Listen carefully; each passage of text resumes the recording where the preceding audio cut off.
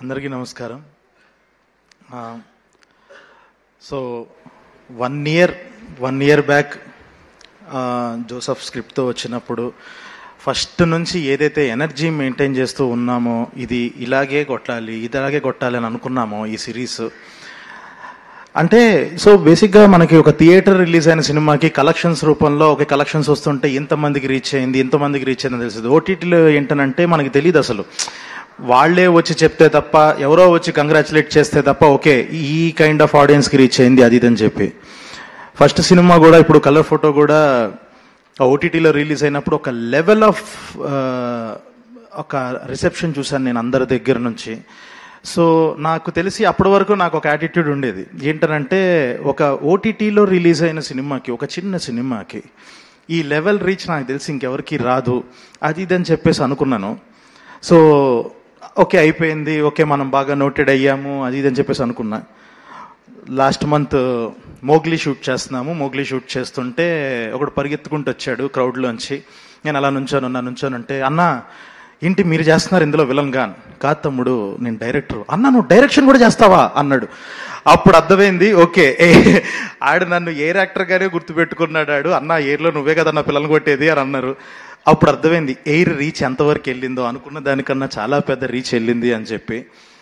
So చాలామంది ఒకళ్ళైతే literally నేను ఇలాగా హ్యాపీ బర్త్డే అని చెప్తే కూడా షేక్ హ్యాండ్ ఇవ్వడానికి భయపడ్డారు. ఆ సీన్ ఇంపాక్ట్ ఎంత పడిందో నాకు తెలియదు అసలు. సో యాక్టర్గా అంటే జస్ట్ లైక్ ఒక డైరెక్షన్ కానీ రైటింగ్ కానీ ఇవన్నీ స్టార్ట్ చేశాను. కానీ ఒక 2012లో ఒక సందీప్ రాజ్ అనేవాడు యాక్టర్ అవుదామని ఇండస్ట్రీకి వచ్చినవాడు. ఆడు కన్న కళ 13 ఏళ్ల తర్వాత ఈ ఎయిర్తో తీరింది నేను కోరుకున్నది. సో షో రన్నర్ అనండి, ప్రొడ్యూసర్ అనండి, వాట్ ఎవర్, ఈ సిరీస్కి ఫస్ట్ నుంచి ఏంటనంటే ఏదో రకంగా దీంట్లో ఒక భాగం అవ్వాలి, అది ఏదో ఒకటి చేయాలి, ఇలాంటిది మనం ఒకటి జనాలకి ప్రజెంట్ చేయాలి. At this point of time అందరూ లార్జర్ దాన్ లైఫ్ అని, ఒక ఇంటెన్స్ డ్రామా అని చెప్పి సిరీస్ల్లో కూడా అందరూ దానికి వెళ్తున్నారు, సినిమాల్లో కూడా అందరూ అదే చేస్తున్నారు. కానీ ఆ ఫన్ అన్నది, ఆ ఎమోషన్స్ అన్నవి అందరూ మర్చిపోతున్నారు. కామెడీ అన్నది చాలా దూరం అయిపోతుంది అనుకొని ఇలాంటిది ఏదన్నా ఒక ఫుల్ మీల్స్ లాగా ఉండేలా ఒకటి ఉండాలి, ఏడిపించాలి, నవ్వించాలి. ఫుల్ మీల్స్ అనకూడదు, ఇందులో యాక్షన్ ఇదేం లేదు కాబట్టి. So just like all kind of emotions ఉండాలి. ఒక హ్యూమన్ ఎమోషన్స్ చాలా చాలా రోజులు అయిపోయింది. జనాలకి ఒకప్పుడు వాళ్ళేంటో వాళ్ళకే చూపిద్దాం, ఒకసారి వాళ్ళ ఇంటర్డేస్ గుర్తు చేద్దాం అని చెప్పి ఒక జస్ట్ లైక్ ఒక కంకణం కట్టుకున్నట్టు అలా కూర్చొని స్టార్ట్ చేసాము.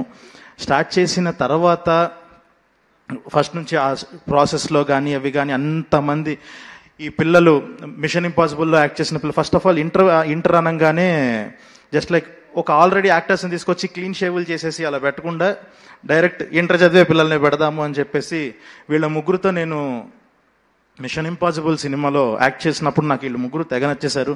సో ఫైనల్లీ ఇదే ఒక గోల్డెన్ ఆపర్చునిటీ అని చెప్పేసి వాళ్ళని తీసుకొచ్చి వీళ్ళతో చేద్దాము అని చెప్పి వాళ్ళకి తర్వాత చాలామందికి ఆడిషన్స్ జరిగి చాలా చాలా క్యారెక్టర్స్ వచ్చి, సో ఇంత జర్నీ డెఫినెట్గా ఎయిర్ చూడ్డానికి నవ్వుకోవడానికి ఎలా ఉందో, ఫస్ట్ 5 episodes ఎంత ఫన్ ఉందో, ఈ జర్నీ మాత్రం అలా లేదు. లాస్ట్ ఎపిసోడ్ లాగానే ఉంది, లాస్ట్ 2 episodes లాగానే ఉంది. చాలా చాలా దాటుకొని ఎన్నో, అంటే it's not in easy thing. అంటే ఇక్కడ నుంచి ఒక 100 kilometers రోజు పొద్దున్నే లేసి, పిల్లలు పొద్దున్న 4 లేసేసి కారులో పడుకొని రోజు ఆ కాలేజీకి వెళ్ళటం, అక్కడ షూట్ చేయటం. సో అంత ఈజీ ప్రాసెస్ అయితే కాదు. అంత దూరం వెళ్ళి కూడా అక్కడ కూడా కామెడీ సీన్లే చేయాలి. ఇంత ప్రాసెస్ దాటుకొని మొన్న July 3rd రిలీజ్ అయ్యింది. రిలీజ్ అయిన తర్వాత ఫస్ట్ 1 day వరకు బాగుంది, కానీ సెకండ్ డే నుంచి ఒక భయం మొదలైపోయింది. ఒక వాట్ ఎవర్ ఒక సీన్ వల్ల అంటే మనం చేసిన ఒక 4 గంటల కంటెంట్ మన 60 రోజుల కష్టాన్ని ఒక సీన్ డిఫైన్ చేస్తుందా? దానివల్ల మనకి పబ్లిసిటీ వస్తుందా అంటే రాదు.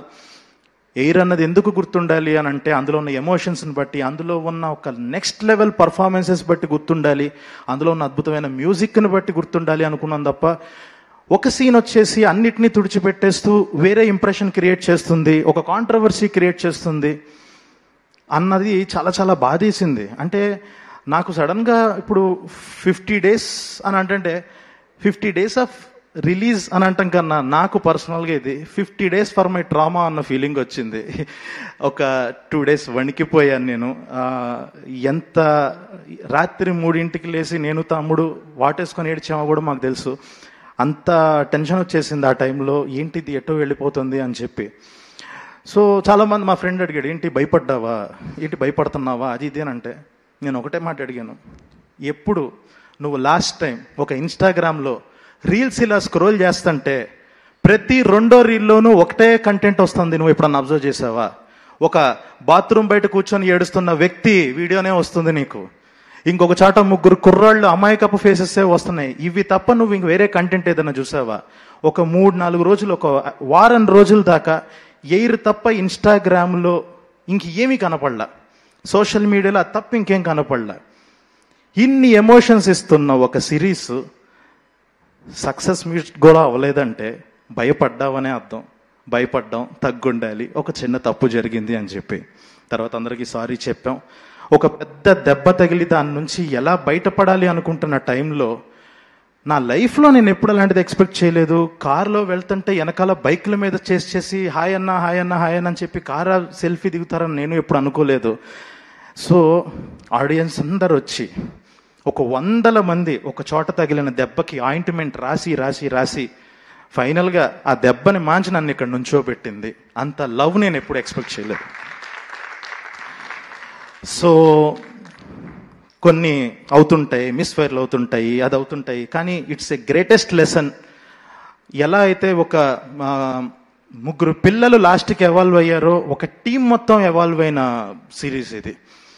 సో చాలా చాలా దాటుకొని ఫైనల్గా ఇప్పుడు ఇంత మంచి సక్సెస్ చాలా అంటే జనరల్గా చాలామంది నాకు కాలేజ్ అడ్మినిస్ట్రేషన్స్ నుంచి కూడా కాల్స్ వచ్చి భలే చూపించారండి, ఎస్ అండి తప్పదు, మాకు ఆ స్ట్రెస్లో మేము అలా కొడతాము, తప్పట్లేదు. అండ్ ఇంకొకటి, ఒక కాలేజ్ బ్యాక్డ్రాప్లో తీస్తున్నప్పుడు అందరూ ఫ్యాకల్టీని కామెడీ చేసేసి చూపిస్తారు. ఒక కామెడీ సిరీస్లోను కానీ ఒక కామెడీ కంటెంట్లో కానీ మాకు కూడా ఇంత రెస్పెక్ట్ ఇచ్చారండి, మా మనోభావాలకు కూడా ఇంత రెస్పెక్ట్ ఇచ్చారు, థ్యాంక్ యూ సో మచ్, దీని 2nd సీజన్ ఎప్పుడు వస్తుంది అని చెప్పేసి ఒక్కొక్కళ్ళు వాళ్ళ ఎమోషన్స్ చూపిస్తుంటే ఓకే, మనమైతే పిచ్చాషలు అయితే ఏం వేయలేదు, మనం ఖచ్చితంగా ఇది పేరుకి చిన్న పిల్లల కంటెంటే కానీ ఇంత వైడర్ ఆడియన్స్కి రీచ్ అవుతూ ఒక పక్కన పేరెంట్స్ కనెక్ట్ అవుతున్నారు, ఇంకో పక్కన చిన్నపిల్లలు కనెక్ట్ అవుతున్నారు.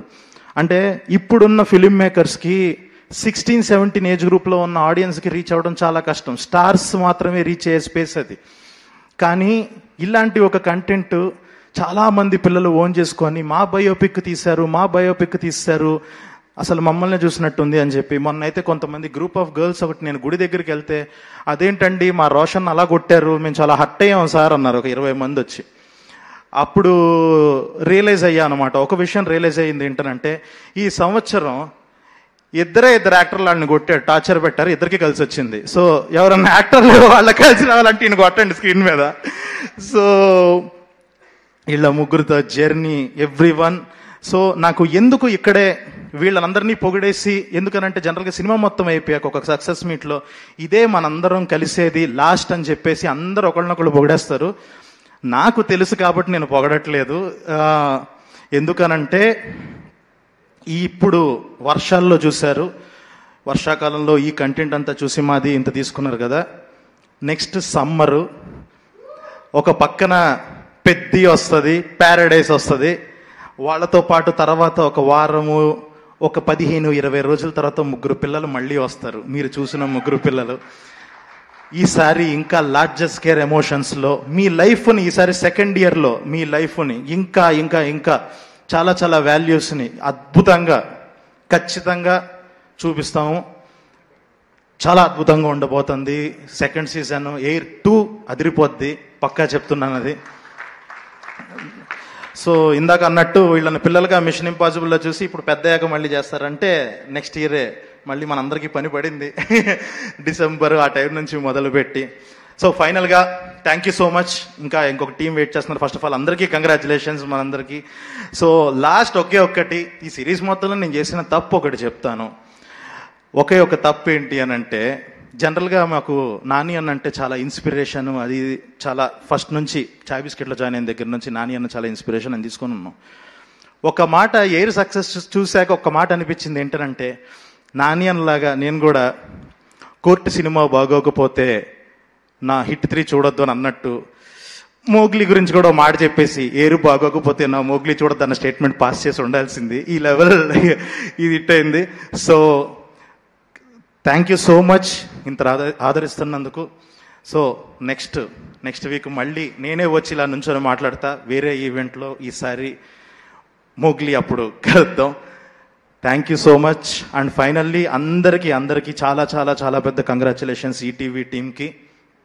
సో ఎలాగో మళ్ళీ మనం నెల రోజుల్లో మొదలు పెడతాం కాబట్టి ఈసారి ఇంకా పెద్ద స్కేల్లో మాట్లాడుకుందాం. ఇప్పటికే టైం ఎక్కువ తినేశాను. Thank you everyone. Congratulations to everyone. Thank you.